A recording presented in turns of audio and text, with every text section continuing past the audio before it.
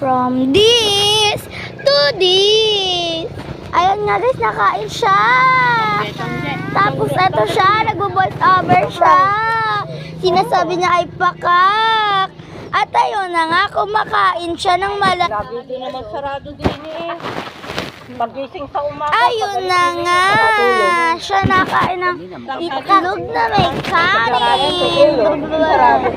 At for today's video, ayun lang. Bye-bye. Sarado po muna. Sayang. Wala na kinitan. Magkano kaya itong sarado po Tapos muna? pagbukas niya, pautang pa, pakuha daw po si Ma. Oo. Walis-walis lang doon si Tina. Tapos na, siga siya. Ano, hindi mo lang Kunwari nagkakwento galit na dyan. galit. Oh, hindi naman makakain. Yung nagkakwento. Nagpalagay ako ng gatas na last time maganda. Ginamit daw ni tao. Bigyan sa akin ng sa carbonara. Alam mo ba nga, yan hindi.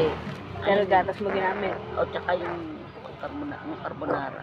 Ang carbonara na. Aba. Ay nga, mami. Inano ni ate. Ang walas ko. Ang kagaling naman, ang galing din naman ako. Akin ang gamit eh. Akin ang ako ang dinakain. Dahil ako dinakain sa kami. Pero galit na galit yun doon pag ano. May gatas ako yung malaki na palaki na sa